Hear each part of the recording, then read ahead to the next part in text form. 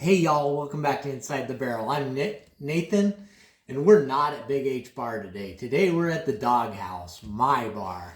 You should have watched earlier in the week that wonderful old fashioned that Brendan made us at one of our favorite places. Up until that point, I would have told you that my old fashioned recipe is the best one. I'm going to share it with you anyway, and you can make the decision on your own what you think is going to be best. So, first of all, what we're going to do, got my glass out.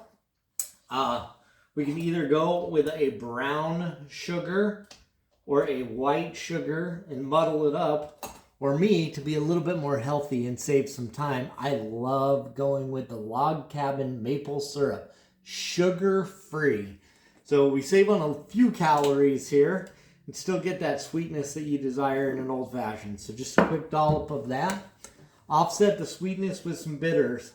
I'm going to add a few dashes of black walnut bitters, a few dashes of orange bitters. I really like my bitters.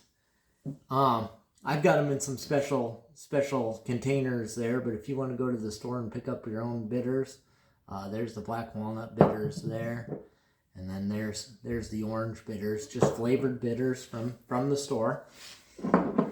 Then we choose our bourbon or our whiskey. Today I'm going with a rye. I love a really strong, high-proof rye in my old-fashioned. Holds up great against the sweetness. It holds up great against the bitters. This is Peerless straight rye at 113 proof.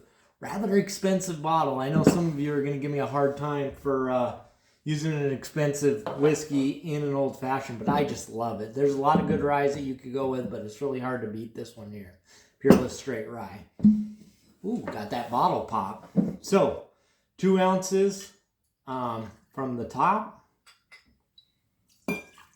Like to add 1 ounce from the bottom just to keep me going for the night, I suppose. Stir that around just a little bit.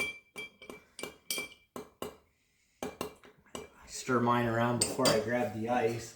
For me, there's only one way to go. That's the big block of ice. Square around it doesn't matter as long as it's the big block. So get the big block of ice there. Stir it around maybe a little bit more. Top it off with a couple Luxardo cherries. I've tried all kinds of cherries. Went on kind of a little cherry rating deal for a while there. Can't beat the Luxardo, so just a bar spoonful of the cherry juice, 2 cherries on a little cocktail spear there. That back, and then a slice of orange. Pre-sliced this earlier, so take your orange, rub it around the rim here, and toss it in for garnish.